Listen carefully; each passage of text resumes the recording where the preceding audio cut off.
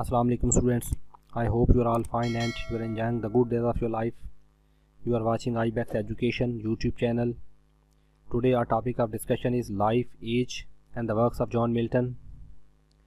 Actually John Milton was his date of birth was 1608 and the date of death is 1674 AD. For the better understanding, we have divided this discussion into two sections. Number 1 is life, age and the works of John Milton. Number 2, Renaissance elements are the features in the poetry of John Milton. Students, remember this thing. John Milton was the famous and the well-known poet in the history of English literature, and even he was the first who has introduced the epic poetry in English literature, and he wrote the first and the complete epic in the history of English literature. And being he was an English poet, intellectual, who served as a civil servant as well as. Life and the works of John Milton. Date of birth 1608 AD. He born in London on the 9th December 1608 AD in a Roman Catholic family, in a strict Roman Catholic family. Remember this point, students.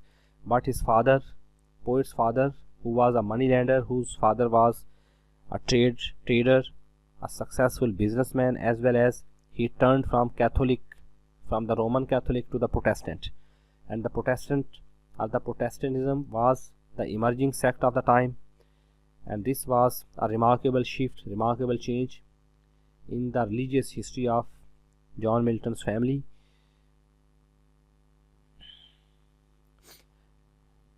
Early education, and when he was of 7 years old, definitely his family has decided for his education. For this sake, he was sent to the St. Paul's School for the first phase of education, and there he studied the different languages, for example Greek, Latin, Italian, French and the Hebrew. Remember students, at that time Hebrew and mostly Latin was the language of the church, was the language of religion, was the language of the Bible as well as, and the Greek, Italian and the French were the language of literature, language of history and the language of other sciences. All these language he has learned in his school life, and in school his master, whose name was Alexander Gill, who was an eminent scholar of ancient and the modern literature. His approach to ancient and the modern literature inspired the John Milton a lot, and Alexander Gill was the person who has very strong role in the mind making of John Milton. After that, John Milton admitted in Christ College, Cambridge in 1625 AD. He entered in the Christ College, Cambridge at the age of 17. There he studied for the 7 years, and from this college he got the degree of BA in 1628 AD, and after that he obtained the degree of MA. He obtained MA degree in 1632, and being Puritan, as we know that he belongs to a religious family, and before leaving college, that's why before leaving college he did not accept the holy orders because of the corruption of the clergyman and Anglican archbishop. He refused to join the services related to the church or related to the dominating sect of the religion at that time in Cambridge. Actually, instead of making his mind toward Christianity or toward religion or the religious preachings, he has made his mind in his college life while he was writing his first poem. Its name was Morning of the Christ Nativity. After that, the poet has increased the interest of the languages. He has decided to learn the more languages of the world as well as. That's why he decided not to join the church but to acquire the languages, literature and the scriptures, modern and the ancient. For this sake, he came back. After completing his education, he came back to Horton. That was the name of area where his father was living, and there his father was residing. After retirement at Horton, the Milton produced a number of short and the long poems. In 1638 AD, John Milton has decided to go decided to set out for a continental tour to Europe.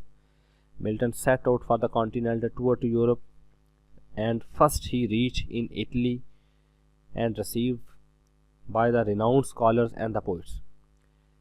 And among the renowned scholars, there were the two I have mentioned here. One was the Grotius, who was the pioneer of international law, and the second was Galileo, the famous scientist and astronomer. There actually, during his visit in this country, there he heard the news of civil war between the King Charles I and the Parliament in England. Actually, in this civil war, John Milton's sectarian fellows, Puritans, who were against the Charles I and his government, they started a civil war against the ruling royal family. That's why John Milton has decided to participate in this civil war actively, to help his countrymen, to help his friends, to help his people. That's why after ending his tour shortly, he decided to came back, and after that he throws himself into the civil war to secure the religious liberty of his countrymen. John Milton fought civil war with pen in his hand. Actually, he was the man of literature. That's why instead of taking the sword or the other deadly weapons, being the man of artists, being a man of literature, he decided to use the power of his pen to motivate, to instigate, and to encourage his people to stand up and to fight to defend for their rights. And at the end, Puritans, they had overthrown the royal family, the kingship of England, and due to this reason he made secretary for the foreign tongues to the new council of the state under the Cromwell.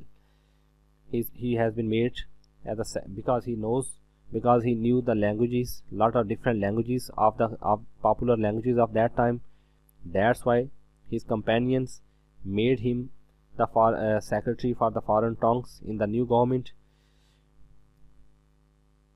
In 1642 AD, definitely that was the time when the John Milton was doing lot of struggles for the Puritans, for the countrymen, for his colleagues, for his companions, and even he was writing different poetic work of literature in which he was busy time and again.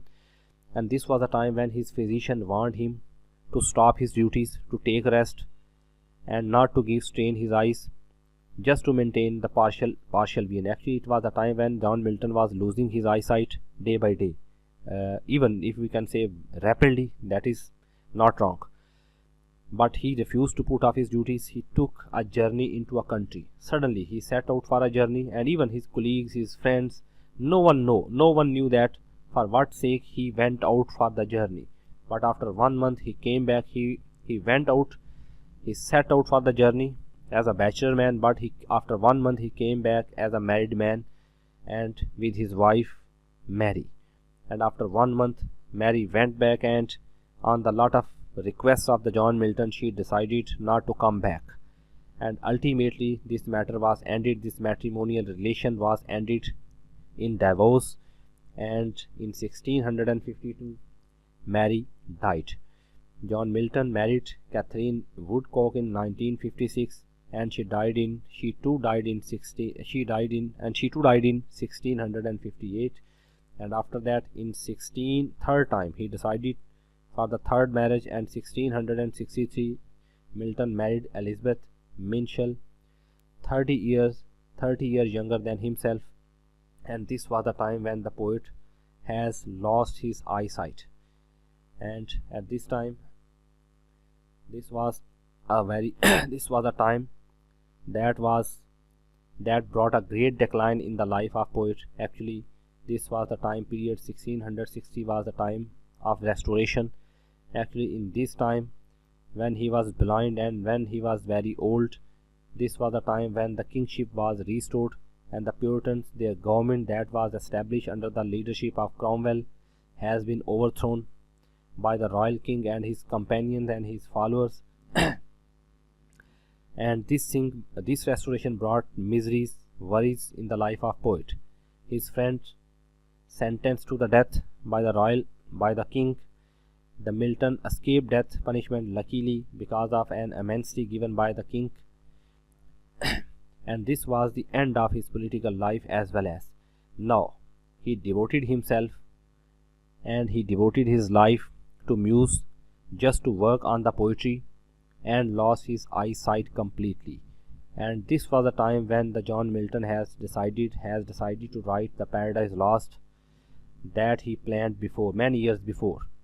And he started to dictate the Paradise Lost to his nephew, whose name was Philip, and the other pupils who were mostly coming and visiting John Milton at his home. And in 63 he completed Paradise Lost. Now this was the time when he was the serious patient of gout, and silently died on 10 November 1674 at the age of 66. Here we have the list of different few of the works of John Milton, but the renowned work is in 1667 he wrote Paradise Lost, and in 1671 he wrote Paradise Regained, and rest of the works are also remarkable work and the achievements of John Milton. And for the better study of works of John Milton, we have to discuss the different elements of Renaissance age. The first element of Renaissance age is humanism. Actually, humanism is about the human values, human rights, and in which writers, the people, has to work for the welfare of humanity. And the number 2 is Christian humanism. Actually, you can mix the both into one, and even you can discuss both points separately as well as. Actually, Christian humanism means that you have to work for the rights and the welfare of humanity, for the human beings, on the basic principles of Christianity. And the number 3 was individualism. Actually, this was it is remarkable feature of Renaissance age. Individualism. Every writer, artist, people, they want to work something extraordinary and something new in the history of their society or in the history of England. And remember this thing, this is the reason, this was the spirit of Renaissance spirit that motivated John Milton to write epic poetry that was new in English literature. And he, instead of writing drama, instead of writing prose, instead of writing ordinary poetry, John Milton's individualism guided him to write and to introduce the new genre of the poetry, that was epic poetry. And John Milton is, in the history of English literature, John Milton is the first who wrote complete epic poem, and the first epic poem in English literature. And the next point is exploration. Exploration was the common feature of Renaissance age. Actually, in this age, Renaissance was the golden period of English in the history of English society, in the history of England. This was the time when the sea explorations were at peak. America, Australia, way to Africa, and even the sea way to India had been discovered, and lot of new lands and the new countries were discovered in that particular time. And this was under the spirit of Renaissance age, that was exploration, and even you can say it as a sea exploration. And a lot of references of exploration you will find in Christopher Marlowe's work, Dr. Faustus, as well as in the works of John Donne in his Love and Divine poems as well as. And the number 5 is love of the Greek learning, was also remarkable feature of Renaissance age. As you can see in the life of John Milton, he was very keen of Greek learning and the Greek literature as well as, and this was the same case of almost all the other people of English society as well as. Love of knowledge, when you are learning the Greek literature, Roman literature, Hebrew, Latin and the French as well as, definitely it means you have the strong love of knowledge and the strong love of learning, whatever it is, Roman, Greek, Italian, etc.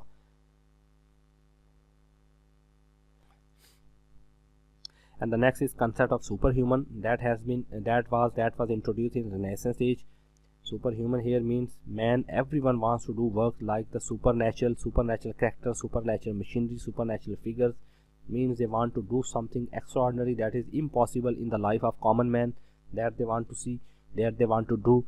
And even the same had been done by the John Milton by writing epic poetry in the history of English literature. And after that, the next was point number 8, that is the love of beauty. Love of beauty is also a remarkable feature of Renaissance age. The people have the love of beauty, the people have lust of beauty. And even you can see in the life of John Milton as well, as he married 3 times. And even last time his third marriage was with a girl who was 30 years younger than the poet. And actually the people of England in Renaissance age, they were the true admirer of beauty, and they were regarding, and they have a strong love and interest for the beauty.